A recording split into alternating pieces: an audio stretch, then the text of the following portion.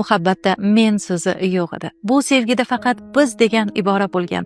Bu sevgida istaganini talab qilish emas, ehtirom bo'lgan. Ba'zi muhabbatlar doston bo'lib tug'iladi, ba'zilari esa asrlar o'sha tarixda muhrlanib qoladi. Amir Temur va Bibi Xonimning muhabbati ana shunday asrlar tarixiga zarhal harflar bilan bitilgan sevgi edi. Bibi Xonim zebo, aqlli, sabrli, ma'rifatli bo'lib, u Amir Temurning rafiqasi bo'libgina qolmadi. Uning qalbdoshi, maslakdoshi, yurak quvvati edi. Ko'pchilik Amir Temurni katta-katta shaharlar qurgan, yuzlab yurtlarni boshqargan buyuk sarkarda sifatida biladilar. Lekin bugun sizga ayoliga bo'lgan ehtiromi va mehri haqida so'zlab bermoqchiman.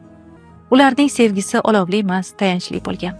Ularning muhabbati zohirda emas, qalbda yashagan va bu muhabbat mevasi bo'lib masjid qad rostlagan. Aytishlaricha Temur uzoq safardan qaytib kelganida Bibi Xonim unga tuhfa sifatida masjid qurdirayotganini eshitadi.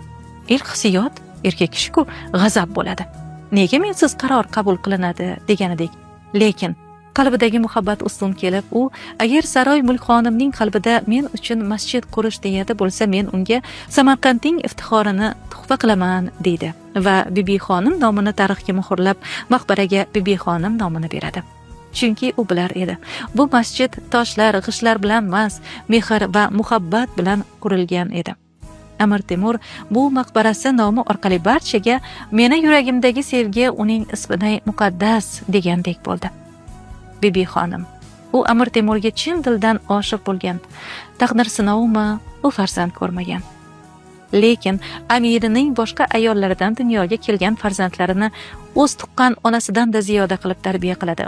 Butun bir avlodga ona bo'lgan. Amir Temur yurt qurgan bo'lsa, Bibi Xonim uning yuragini quradi, ustuni bo'ladi.